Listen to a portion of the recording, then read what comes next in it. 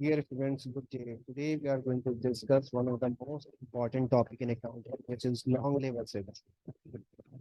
Long-lived assets basically are the resources that determines a company productive capacity, and these may be classified as a tangible or intangible assets. So, what are tangible assets? Tangible assets which have physical existence. They can be seen, they can be touched like property, plant, and equipment. And intangible assets which cannot be seen and touched. So the types of tangible assets include, as we discussed, property, plant, and equipment, and they may be categorized like land, which is used in operations, building, fixtures, and equipment used in operations. They may include like aircraft, ground equipment, uh, services, aircraft, and office space. And another type, which is natural resources like gold mines, ore mines, and timber tracts. And the types of intangible assets like patent, copyright, franchise, license, and trademarks. So these are two broader types, tangible and intangible. And discuss its subtypes like land, furniture, equipment, and natural resources belongs to the tangible assets, and patents, copyrights, franchise, licenses, and trademarks belongs to the intangible assets. Now, these long-lived assets, particularly we are talking about the tangible assets currently. So these assets may be acquired, means they can be purchased or they may be constructed. So if they are acquired, we need to calculate the cost of assets. So this is done under the cost principle. And cost principle says all reasonable and necessary expenditure made in acquiring and preparing an asset for use should be recorded at the cost of assets. So before before moving forward, we need to understand two concepts. Either you are acquiring or constructing an asset. So these concepts are called capital expenditure and the revenue expenditure. So now we will discuss the revenue capital expenditure and the revenue expenditure.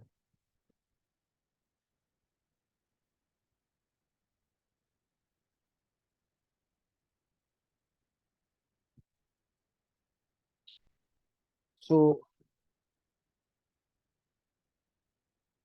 revenue expenditures sometimes are called ordinary repairs and maintenance. These are expenditures for the normal maintenance and upkeep of long-lived assets. These expenditures are reoccurring in nature, means it may reoccur at different frequency like monthly, yearly, weekly, or it may be daily, but they are in relatively in small amounts and do not directly lengthen the useful life of assets. So these cash outlays are recorded as an expense in the current period or in the income statement. Example of ordinary repairs include changing the oil in the equipment, machinery, or like in aircraft, replacing light of control panels, and fixing torn fabric on passenger seats. And other expenditures include oiling and fueling, fire insurance, test run costs. So these all are actually revenue expenditures. Why we call it revenue expenditure? The most important point is these actually are the expenditure incurred to earn the revenue. For instance, like you are producing units from the machinery, and for the operations or for the running of the machine, you need fuel.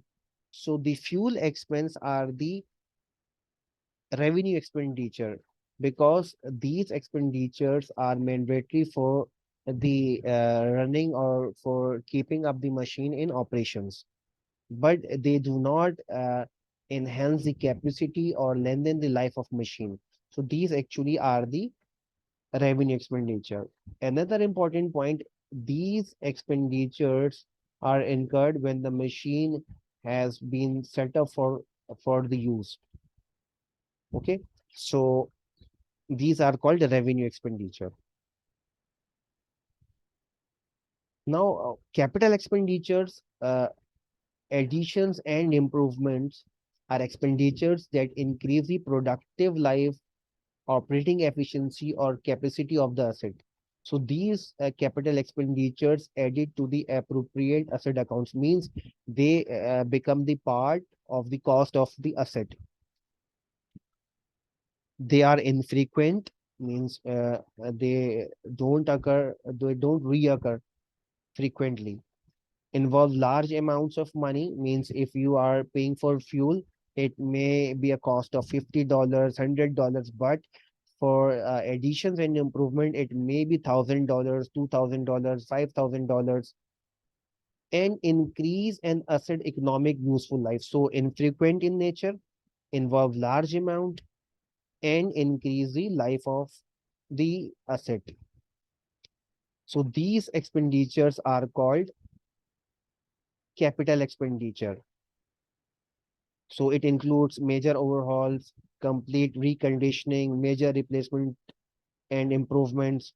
So these are the capital expenditure. And all these expenditures incurred before the use of machine. So this is the main difference.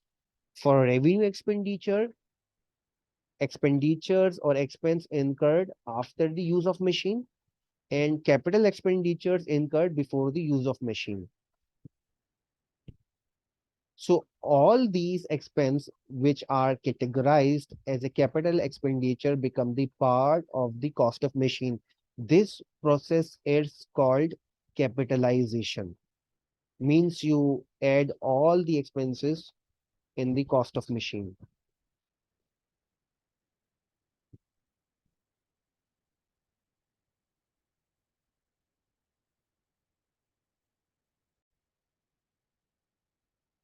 Now let's come to the point measuring and recording acquisition cost. So as we discussed under the cost principle, all reasonable and necessary expenditure made in acquiring and preparing of an asset for use, means all expenditure, capital expenditure, because they are incurring before the use of machine. So these all expenses are recorded as a part of the cost of assets because they are capital expenditure. So these expenditures are capitalized, means become the part of the cost of machine, equipment, and any other fixed asset. So when they are recorded as a part of the cost of an asset instead of as expense in the current period, any sales tax, legal fees, transportation costs, installation costs are then added to the purchase price of the asset. However, we may have some special discounts. We may subtract all these type of discounts. So we can understand with the help of an example.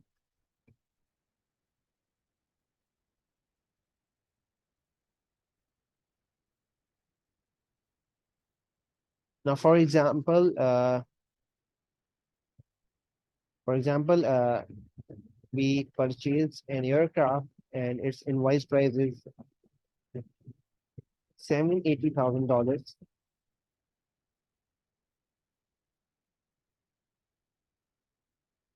and we receive a discount of 400,000. So by taking a difference, we have this value. Now, after deducting all types of discount, we need to add all capital expenditure. These are all capital expenditure, means we are capitalizing the cost as a part of long-lived asset, maybe machine, equipment, and any other type of fixed asset. So the transportation cost, preparation cost, or there are several costs like we may have foundation cost, installation cost, major overhauling cost, test run cost. So these actually all costs are incurring before the use of machine. So likewise, these two costs incurred before the use of machine. So whenever we deduct all the discounts, we get net cash invoice price if you purchase on cash. So if you purchase on cash, it becomes net cash invoice price. So after that, you add all the capital expenditures. So make it sure that you are adding all the expenditures which incurs before the use of machine. So it becomes the total cost of machine, like here.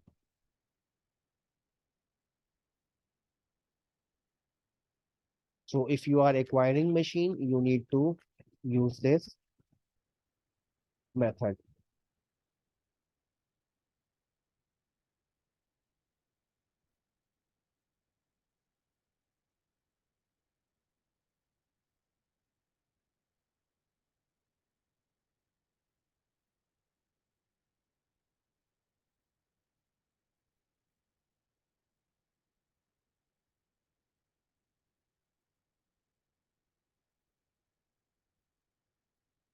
So instead of acquiring or purchasing a long-lived asset, you may construct an asset.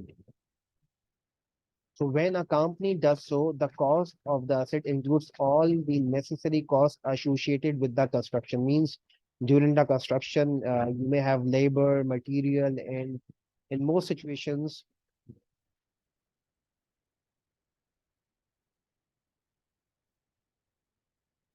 portion of the interest incurred during the construction period is called capitalized interest. Means there are some interest costs, but these are not your interest expense, or these may not become the part of your interest expense. These become the part of the cost of assets because you are constructing an asset, and for this purpose you take a loan, and this part of payment become the cost of the machine.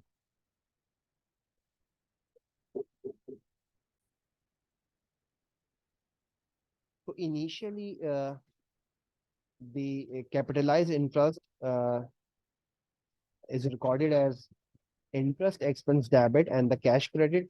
Later on, a machine debit and interest expense credit, because you convert the interest expense as a part of the cost of machine.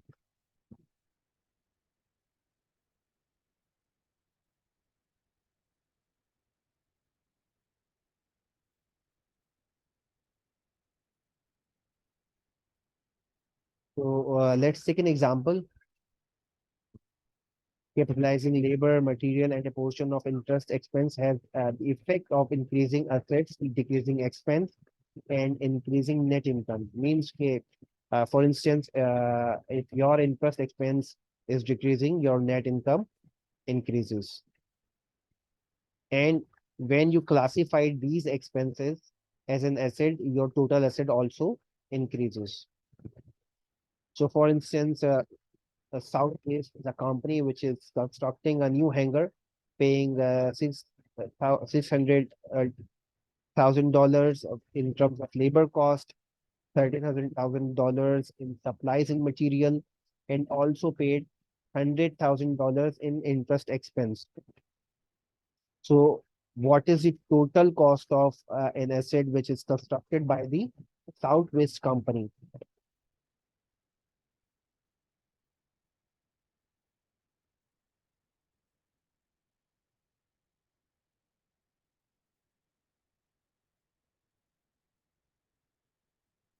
So,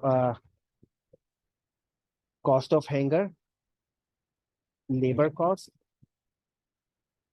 and the interest expense. We add up all these values. So it becomes $200,000. So for instance, a Southwest is constructing a building. So building debit by this amount and cash credit by this amount. So this is all about when you are constructing an asset. So most of the time, or usually we are asked about the acquisition of the machinery. So we discussed earlier in our lecture how to treat the acquisition cost of the machine.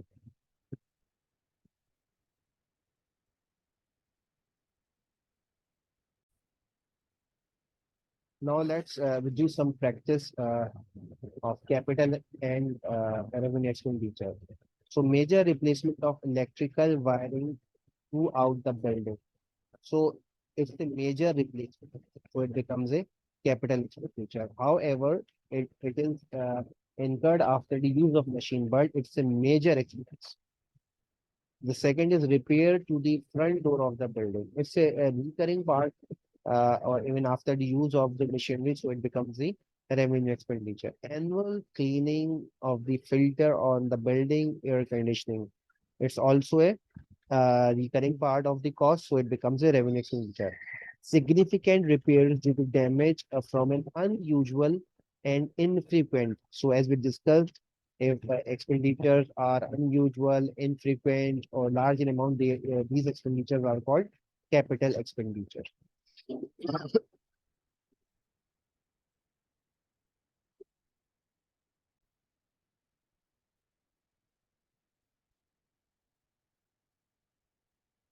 So these assets are used for the productive purpose. So when we use these assets for productive purpose, they lose their productivity over the period of time. So this is this process of the wear and tear expenses are called depreciation expense loosely. So IS 16 require that depreciable amount to be allocated on systematic basis to each accounting period during the life of assets. So the term used to identify matching the cost of using building, machinery, equipment with the revenues generated by these assets is called depreciation. So formally, the depreciation is the process of allocating cost of buildings and equipment over their productive lives using a systematic and rational manner. So this is the definition of depreciation.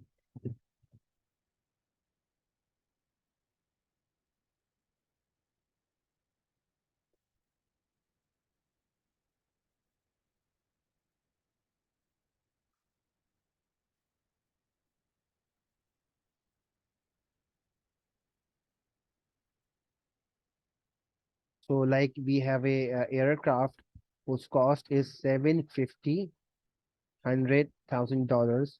So if we divide this cost over its useful life for over 25 years, so it becomes 30 $100,000 each year. So usually students are confused by the concept of depreciation as accountant use it. In accounting, depreciation is the process of cost allocation, not a process of determining the asset current market value or the worth. So when an asset is depreciated,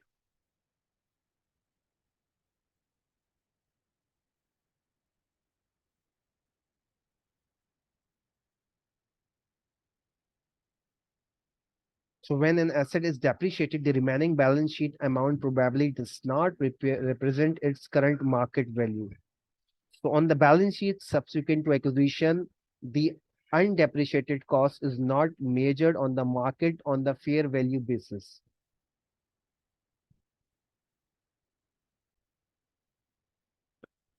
Now comes to the types of depreciation. Depreciation belongs to the uh, tangible assets I will discuss its type and what are the methods of depreciating an asset. So there are three different methods. The first one is called the straight line method. The other one is called unit production, and the third one is called declining or the reducing balance method. These are the most common and the popular methods. What is a straight line method? Usually, most of the companies use straight line depreciation in their financial statements, then all other methods combined. Under straight line method, an equal portion of an asset depreciable cost is allocated to each accounting period over its estimated useful life. We can understand the straight line method with the help of this diagram. Means depreciating an asset cost over its useful life. Sorry, not for depreciating, allocating. So, for instance, 20,000 per year. So, this will remain constant rest of the life. So, to understand the straight line method, we need to understand two concepts. One is called depreciable cost, and the other one is called rate of straight line. So, what is depreciable cost? Depreciable cost is equal to cost minus residual value. Residual value is the value which remains after the useful life of an asset. So cost minus residual value becomes the depreciable cost. Now comes to the rate of a straight line. We can calculate the rate of a straight line by dividing one uh, the useful life of asset. So it becomes the straight line rate. So we have a straight line and the unit we use for a straight line is 1. So 1 is divided by the useful life. So for instance, we have a machine cost which is 62,500. The residual value is $2,500 and the useful life is 3 years. So cost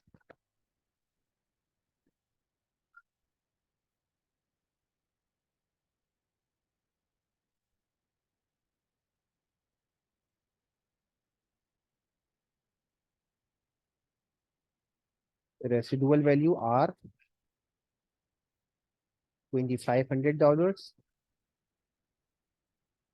and useful life LIF life is 3 years. So we can calculate the depreciable cost by taking a difference of cost and the residual value, and we can calculate the rate of a straight line by dividing 1 by the useful life, which is 3 years. So when you divide 1 by 3, it becomes, let me use a calculator. So 1 divided by 3, it becomes 33%.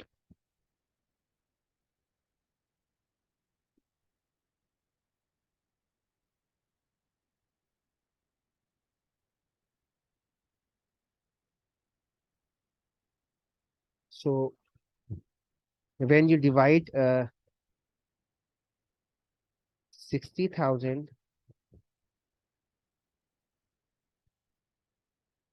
sorry, when you multiply 60,000 by 33%, 33.33%, because we are taking in percentage, so we divide it by 100. So it approximately becomes $20,000 per year.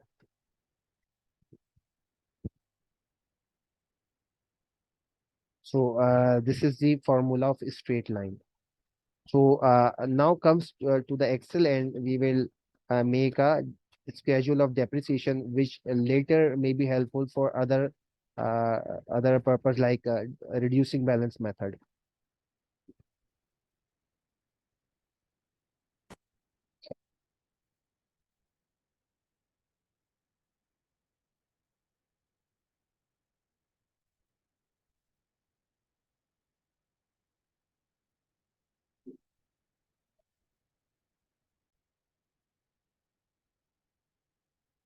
So For instance, this is years,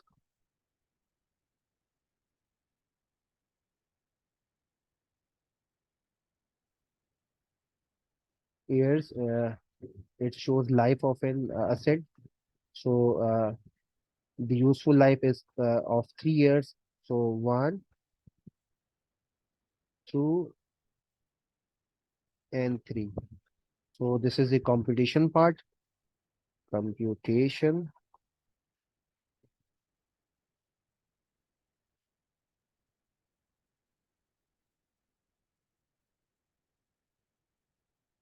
So we can calculate 62,500, subtract 2,500, multiply with the 1 i- over 3, which is a rate of a straight line.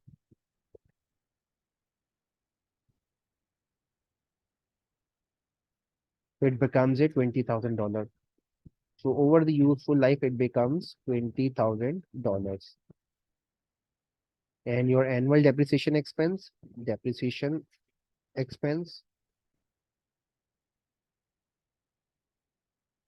equals to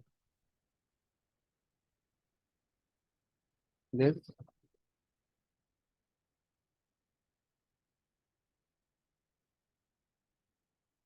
And your accumulated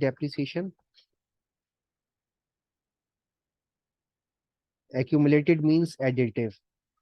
So previously it was 0, and you add, sorry, 0, 0 plus current amount of depreciation expense. It becomes 20,000. Now, previously it was 20,000 plus the current amount, it becomes 40. So previously it was 20, and the last one, it becomes 60,000. So if we add up all these values,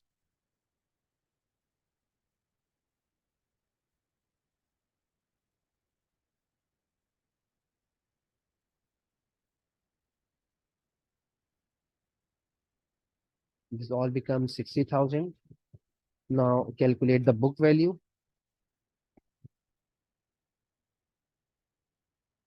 Book value is actually the difference between the cost minus accumulated depreciation. So the cost here is 62,500. Subtract this one. Then the cost is again 62,500. Then subtract this one. And the cost is 62,500. Subtract this one.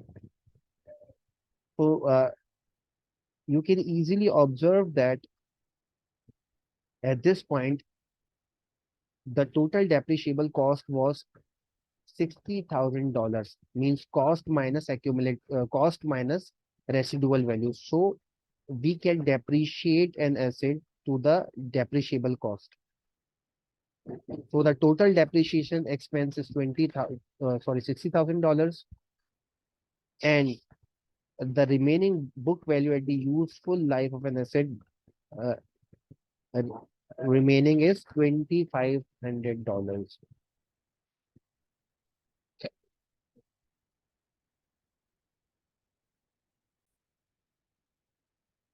An important question comes into the mind: when should we use a straight line method? Uh, the simple answer is we usually use the straight line method or apply this method to those assets when the use of assets is reasonably uniform throughout the service life. The type of assets that give equal benefits over useful life generally are those for which daily use doesn't affect productivity, like office furniture, fixtures, building, warehouses, garages, and for motor vehicles.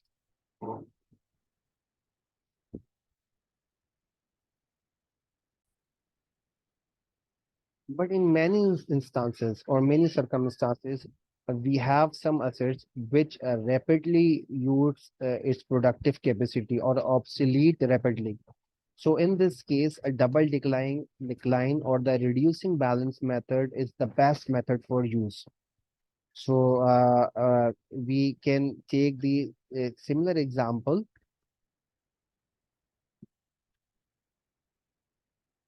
And previously, the cost of machine was cost $62,500, and its life 3 years. And the straight line rate we calculated divided one by useful life. So the reducing rate is equals to 2 divided by, that's why we call it double, 2 divided by useful life, which is 3. So it becomes almost 66%. So now we can replace 1 by 2. So it becomes 40.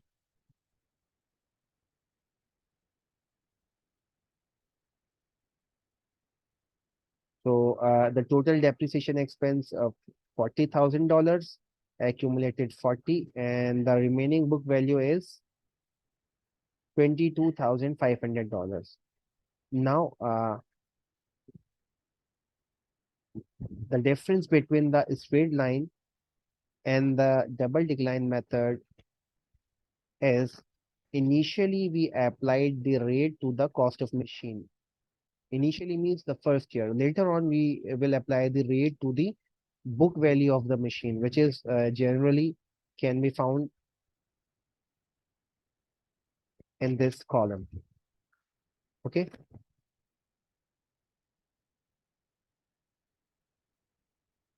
So now we have book value equals to $20,500. So we remove this and we write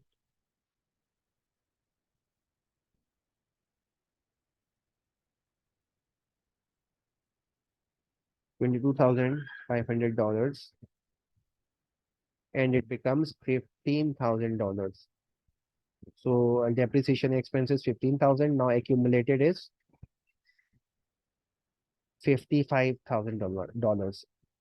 Now it becomes 7,500. Now comes again take the book values 7,500.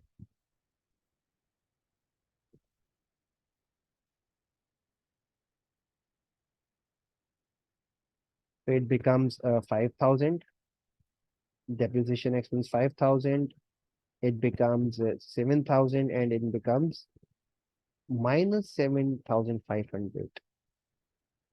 So now add up all these values.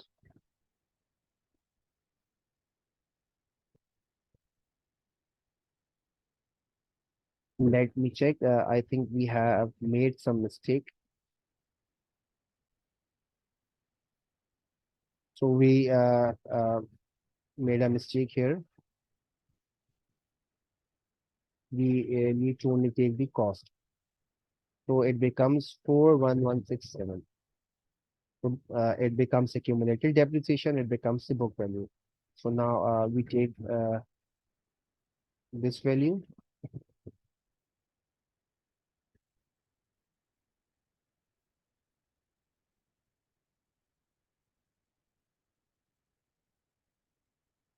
Then again 2 upon 3.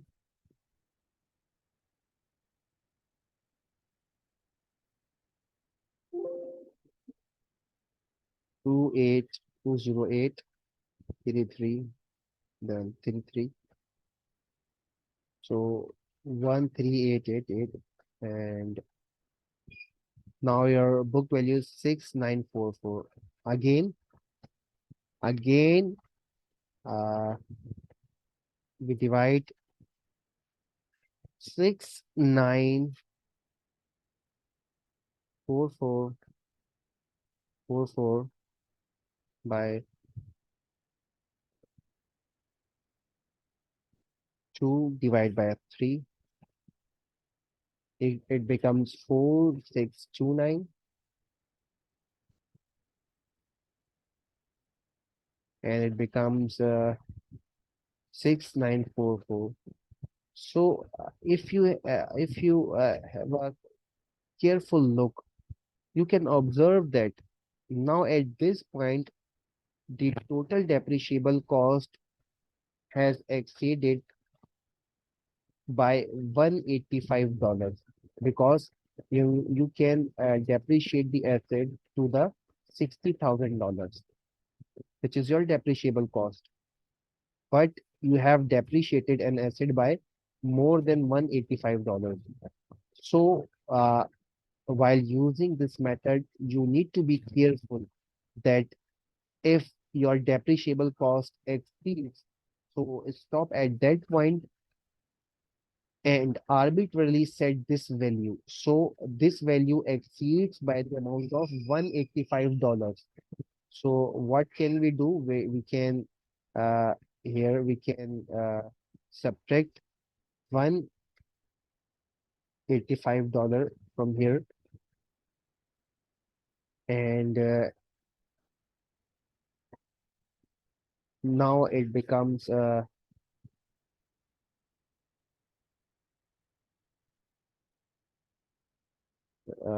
let me correct this. 65,000 by and then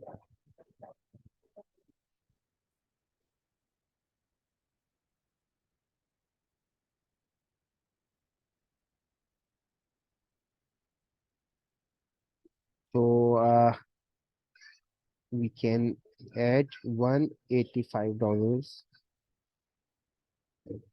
Let me check. Now check. I think we have made some mistake. So let me check. This is so this is this value and the previous value this and this value equals to this and this and this value is equals to this.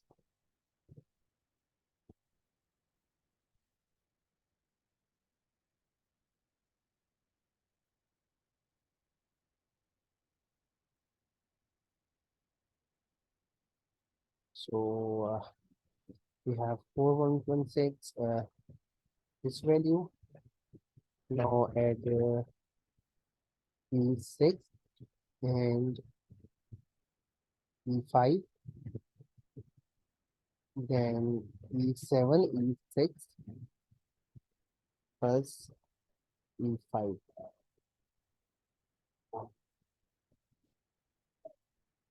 So now it's 2684.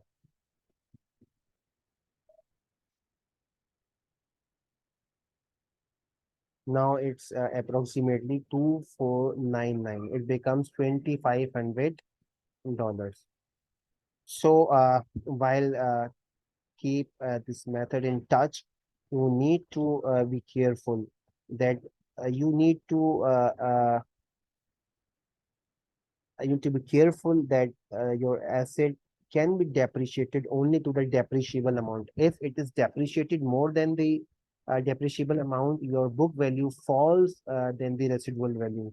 So keep in mind that your book value must be greater than the residual value. So if this is the case, you can continue. If your book value exceeds your residual value, so you should stop and you usually get this by avoiding the formula or by doing some manual calculation. So this is all about the reducing balance method. Now comes to the unit of production method.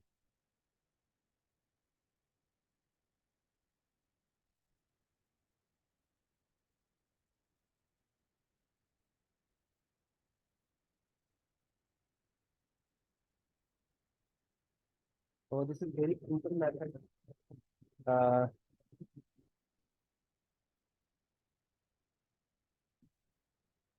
Usually, it depends upon the type of acid you are using. For instance, like you are using a machine which is engaged in production, you are using acid which is used for transportation purpose, and you feel that the straight line method is not suitable for this purpose, but you need to take the consideration about the activity. Means your acid is depreciated according to the activity. So in this case, you may have some units like kilometers, hours, and so on. So this is called unit of production method. So simple formula. Uh, we take the depreciable cost minus residual value. Then we divide it by estimated useful life, and we multiplied it by the actual production. So it has two parts. When you divide depreciable cost by the estimated useful life in terms of total production or total usage like hours, kilometers, it becomes per unit. So when you have calculated per unit, you can multiply it by the actual production.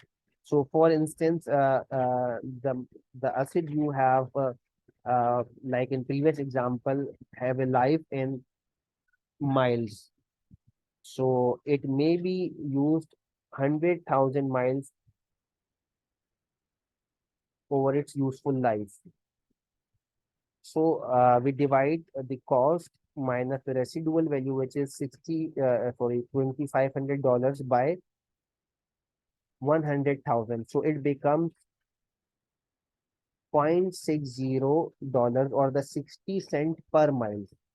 So whatever is the usage, you can multiply it 0.60 by the actual production. For instance, you can assume that in the first year, the total actual production is $30,000. So you can multiply it by the this and it becomes $18,000. So for instance, in the next year, you have used $30,000 from $100,000. Now, in the second year, you produce 40,000 units or produce 40,000 units. So you can multiply it with the 0.60. So this is all about the unit production method. So we discussed the three main methods of the depreciation.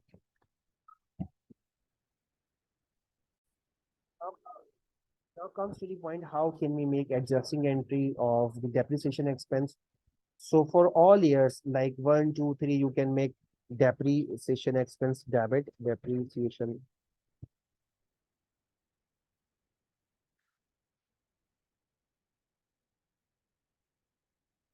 and allowance for depreciation expense credit. And you can take the year by year value, like for this year, it becomes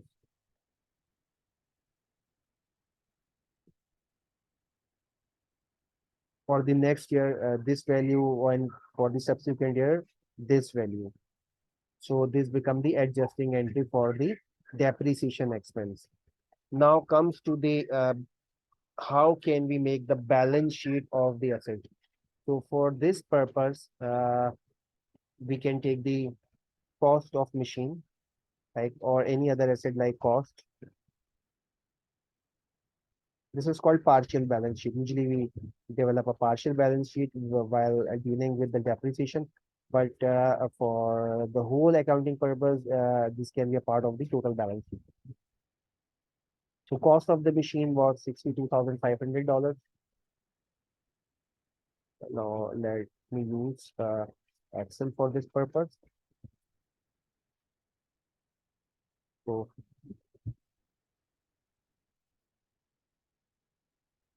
can take this value here.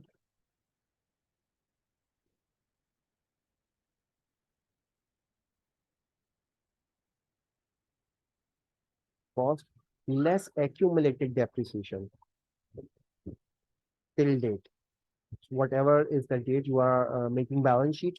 So for instance, you are making balance sheet for the second year. So the accumulated depreciation is,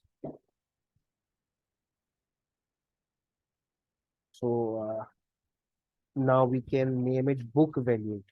The difference or the carrying value, the difference between the cost and the accumulated depreciation is called book value. And usually we have these two item on our balance sheet. One is called the cost of an asset, and the other one is called book value. So under the historical cost principle, we we can never report an asset by book value or the market value. You need to take the historical cost, the cost at which you have purchased an asset. So it was the $62,500. So we can take the difference.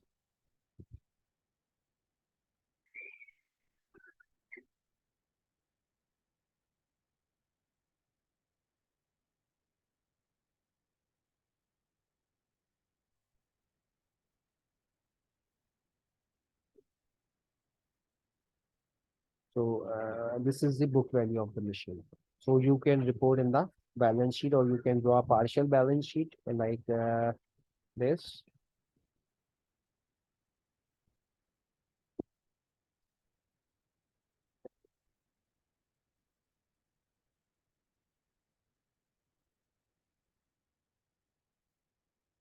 So these are the assets.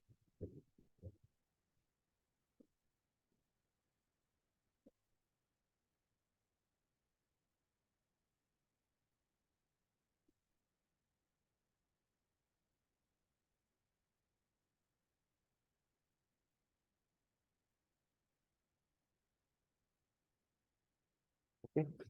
So this is the balance sheet.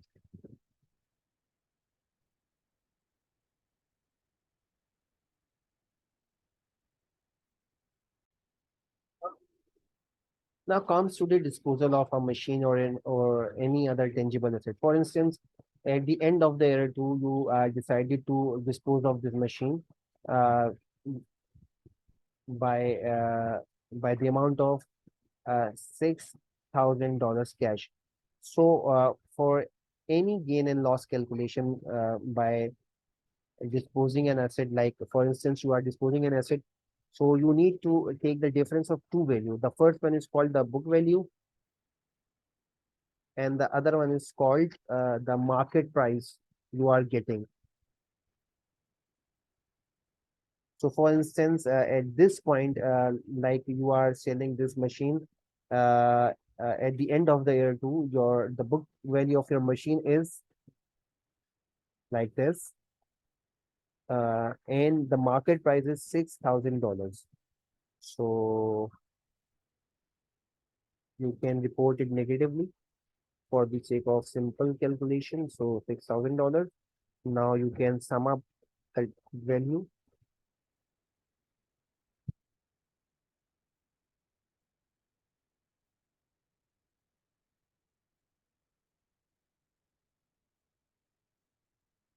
Sorry, you can take the value of 60,000, 555. Sorry. The book value uh, we reported wrongly here. Like depreciation expense is G6, is right, but the book value is 62,000, 5,000. Sorry, the accumulated depreciation at this point is F6 rather than F6. Okay, so so the book value this amount $6,944. We can round off these values.